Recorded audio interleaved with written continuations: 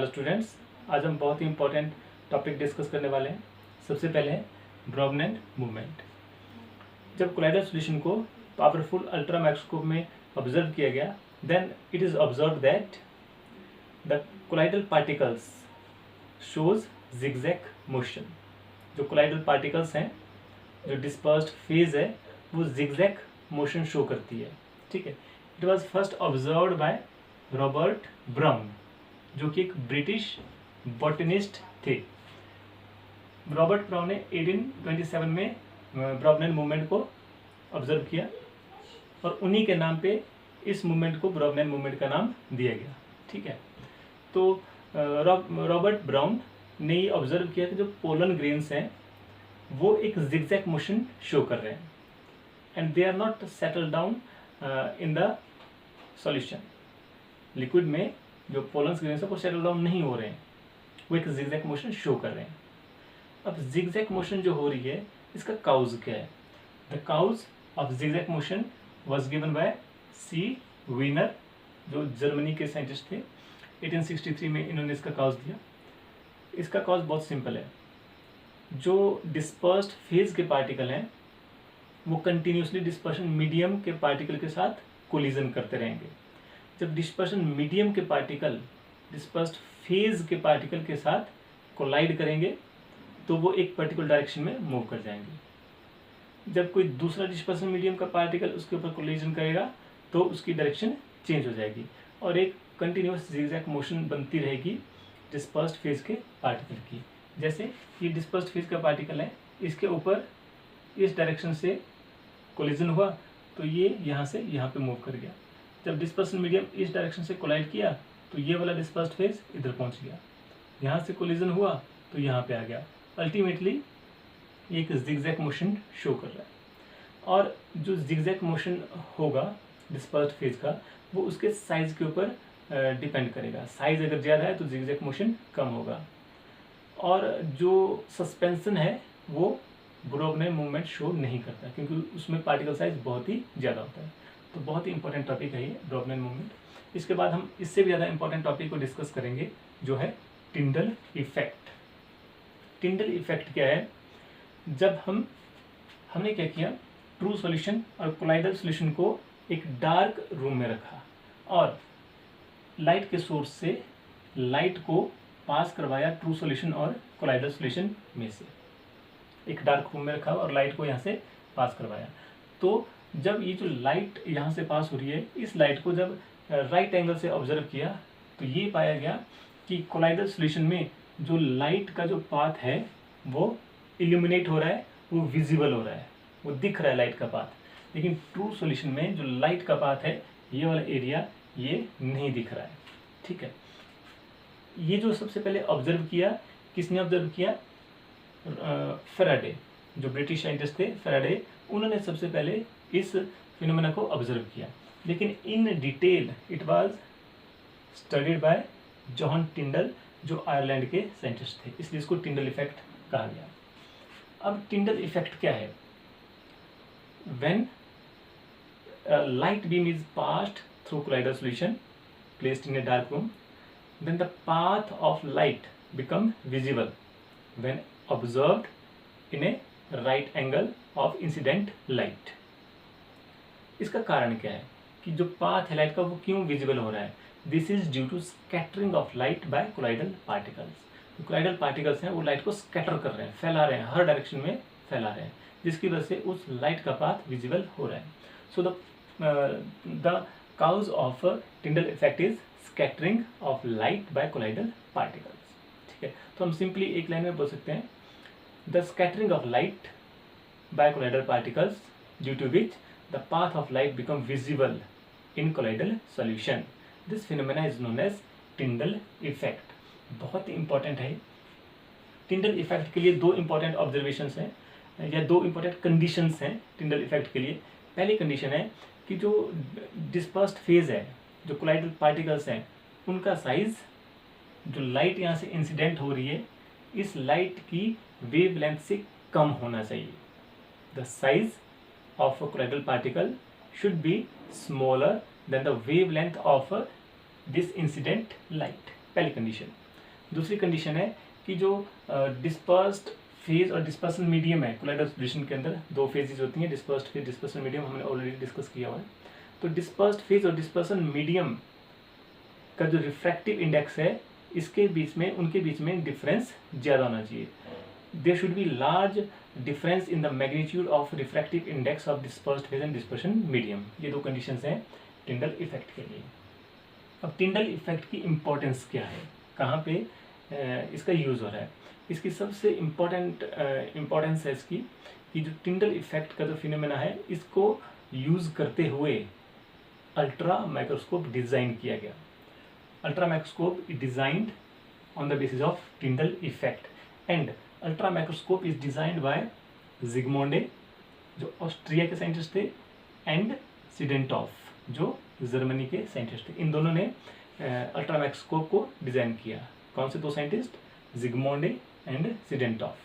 और ultra microscope को design किया गया है 1903, और इंटरनेट में अगर आप सर्च मारे देखेंगे तो 1902 मिलता है। तो 1902-1903 में जो है इसको डिज़ाइन किया गया बाय अल्ट्रा माइक्रोस्कोप को डिज़ाइन किया गया बाय जिगमोंडे एंड सीडेंटॉफ। ठीक है। इसके बाद हमारी नेक्स्ट प्रॉपर्टी है इलेक्ट्रोफोरेसिस। ठीक है। इलेक्ट्रोफोरेसिस क्या है? जो कोलाइडल पार्टिकल्स हैं उनके ऊपर डिफरेंट चार्ज होता है। पॉजिटिव चार्ज भी हो सकता है, नेगेटिव चार्ज भी हो सकता है। तो पॉजिटिव चार्ज है या नेगेटिव चार्ज है, उसको फाइंड आउट करने के लिए जो फिनोमेना हम यूज़ करते हैं, उस फिनोमेना को हम बोलते हैं इलेक्ट्रोफोरेसिस। इलेक्ट्रोफोरेसिस क्या हो जाएगा? Electrophoresis is the phenomena by the use of which we can determine the type of charge present on the colloidal particle. ठीक है। The movement of colloidal particle in the influence of applied electric field is known as electrophoresis. इसको समझने के लिए हमने एक U-shaped tube ली हुई है और इसमें दो प्लेटिनम के इलेक्ट्रोड लगाए हुए हैं और उसको प्लेटिनम वायर से कनेक्ट किया हुआ है। यहाँ पे पॉजिटिव टर्मिनल है, इधर नेगेटिव टर्मिनल है, और इसके अंदर हमने लिया हुआ है AS2S3 कोलाइडल सॉल्यूशन। ठीक है। अब AS2S3 का कलर होता है डार्क येलो कलर, मतलब इसमें कलर की इंटेंसिटी शुरू में जब इलेक्ट्रिक फील्ड अप्लाई नहीं की है उस टाइम कलर की इंटेंसिटी बराबर रहेगी यू शेप ट्यूब में, और जब हम इलेक्ट्रिक फील्ड अप्लाई कर देंगे तो ये ऑब्जर्व किया गया कि जो पॉजिटिव टर्मिनल है उसके अराउंड कलर की इंटेंसिटी इंक्रीज कर जाएगी। और कलर की इंटेंसिटी क्यों इंक्रीज कर रही है? क्योंकि जो AS2S3 के जो कोलाइडल पार्टिकल हैं वो मूव करके इसके अराउंड कंसंट्रेट हो रहे हैं। इसका मतलब है कि AS2S3 अट्रैक्ट हो रहा है पॉजिटिव टर्मिनल की तरफ। It means there is negative charge on AS2S3 colloidal particles. ठीक है। अगर हम इसमें AS2S3 की जगह FeOH थ्राइस ले लें तो उसके ऊपर पॉजिटिव चार्ज निकल के आएगा, क्योंकि वो नेगेटिव टर्मिनल के अराउंड इकट्ठा हो जाएगा। तो इलेक्ट्रोफोरेसिस से हम टाइप ऑफ चार्ज को फाइंड आउट कर लेते हैं कि कोलाइडल पार्टिकल पे किस तरह का चार्ज प्रेजेंट है। इसके बाद दूसरी इलेक्ट्रिकल प्रॉपर्टी है electroosmosis, the phenomena of movement of dispersion medium by the influence of a electric field. There is no movement of dispersed phase particle. This phenomena is known as electroosmosis. ठीक है। Next important topic है छोटा सा coagulation, which is also known as flocculation. coagulation क्या है? जब हम किसी कोलाइडल सॉल्यूशन में कोई इलेक्ट्रोलाइट ऐड कर दें तो उस इलेक्ट्रोलाइट की वजह से ऐसा इलेक्ट्रोलाइट ऐड करें जिसके ऊपर अपोजिट चार्ज है as compare to colloidal particle, तो इलेक्ट्रोलाइट की वजह से जो कोलाइडल पार्टिकल्स हैं वो प्रेसिपिटेट आउट हो जाएंगे, इकट्ठे हो जाएंगे, सेटल डाउन हो जाएंगे। तो ये जो प्रोसेस हो रहा है इसको हम बोलते हैं कोएगुलेशन या flocculation. The phenomena of precipitation of colloidal particles by the addition of excess of electrolyte या a positively charged electrolyte is known as flocculation और coagulation। अब जो पॉजिटिवली चार्ज इलेक्ट्रोलाइट ऐड किया जा रहा है उनकी उसको हम बोलते हैं एक्टिव आयन या फ्लॉकुलेटिंग आयन। एक्टिव आयन और फ्लॉकुलेटिंग आयन की कैपेसिटी किस की ज़्यादा कैपेसिटी है, कौन ज़्यादा कोएगुलेशन कर रहा है, इसको फाइंड आउट करने के लिए हार्डे-सूजल रूल दिया गया। और हार्डे-सूजल रूल बोलता है कि जब हम पॉजिटिवली चार्ज आयंस को ऐड करेंगे कोलाइडल सॉल्यूशन में तो वो कोएगुलेशन कर देगा। और जितनी ज़्यादा वैलेंसी होगी फ्लॉकुलेटिंग आयन की या एक्टिव आयन की, उतनी ज़्यादा वो कोएगुलेशन करेगा। More the valency of active ion greater will be coagulation. Valency मतलब उसके ऊपर चार्ज, पॉजिटिव या नेगेटिव चार्ज। जैसे मान लो हमने नेगेटिव सोल लिया हुआ है AS2S3, तो इस नेगेटिव सोल की कोएगुलेशन Al3+ सबसे ज़्यादा करेगा, उससे कम कोएगुलेशन करेगा इसकी Mg2+, और सबसे कम कोएगुलेशन करेगा Na+। Al3+ इसके ऊपर 3 पॉजिटिव चार्ज है, वैलेंसी ज़्यादा है, तो ये ज़्यादा कोएगुलेशन कर रहा है, 2+ वाला कम कोएगुलेशन कर रहा है और 1+ वाला सबसे कम कोएगुलेशन कर रहा है।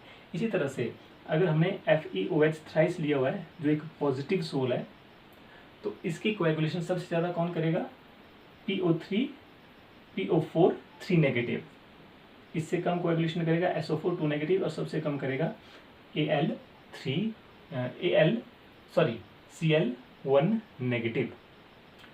अगर कोई यहाँ पे कोई 4 नेगेटिव चार्ज वाला आयन होगा तो वो FeOH थ्राइस की कोएगुलेशन PO4 3 नेगेटिव से भी ज़्यादा करेगा। तो जितनी ज़्यादा वैलेंसी होगी उतनी ज़्यादा ही कोएगुलेशन होगी। अब इसके बाद है कोएगुलेशन वैल्यू। कोएगुलेशन वैल्यू क्या है? The minimum amount of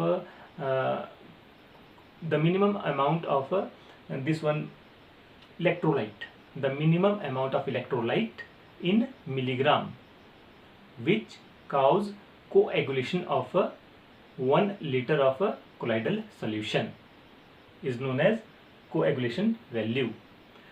1 litre colloidal solution की कोएगुलेशन करने के लिए हमें कम से कम मिलीग्राम में कम से कम कितना इलेक्ट्रोलाइट चाहिए, जितना अमाउंट लगेगा मिलीग्राम में वो होगा, उसको हम बोलेंगे कोएगुलेशन वैल्यू या फ्लॉकुलेशन वैल्यू। ठीक है, ये इंपॉर्टेंट डेफिनेशन है, एक नंबर में पूछी जाती है। इसके बाद है protection of colloids. Protection of colloids का मतलब है जनरली जो कोएगुलेशन करते हैं इलेक्ट्रोलाइट डाल के, वो जो लायोफोबिक कोलाइड है उसकी कोएगुलेशन की जाती है।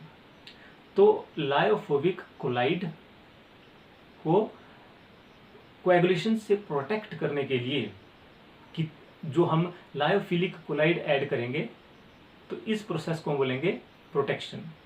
The process of protecting lyophobic colloid from precipitation by electrolyte due to previous addition of a lyophilic colloid, this process is known as protection. और जो लायोफिलिक कोलाइड है जो प्रोटेक्ट कर रहा है कोएगुलेशन को, किसकी? लायोफोबिक की कोएगुलेशन को, तो इस लायोफिलिक कोलाइड को हम बोलते हैं प्रोटेक्टिंग कोलाइड। ठीक है, अब प्रोटेक्शन ऑफ कोलाइड में सबसे इंपॉर्टेंट यहाँ पे आता है गोल्ड नंबर। वेरी इंपॉर्टेंट है, 1 नंबर की डेफिनेशन बहुत बार पूछी जाती है। गोल्ड नंबर जो एक टर्म है, this was given by again Zsigmondy. Zsigmondy ने इस टर्म को दिया। अब इसकी डेफिनेशन क्या है?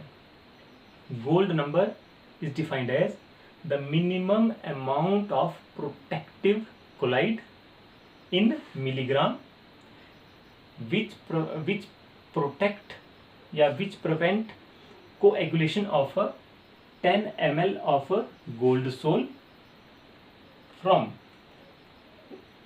1 ml of 10% NaCl solution is known as gold number। The minimum amount of protecting collide which prevent coagulation of 10 ml of gold sol by या from 1 ml of 10% NaCl solution is known as gold number। मतलब क्या है इसका कि हमारे पास 10 ml gold soul है और उसके अंदर हम कितना प्रोटेक्टिव कोलाइड डालेंगे ताकि 1 ml 10% NaCl सॉल्यूशन डालने पर भी इस गोल्ड सोल की कोएगुलेशन ना हो तो कितना मिनिमम हम प्रोटेक्टिव कोलाइड ऐड करेंगे मिलीग्राम में। तो जो वैल्यू प्रोटेक्टिव कोलाइड की होगी मिलीग्राम में उसको हम कहेंगे गोल्ड नंबर।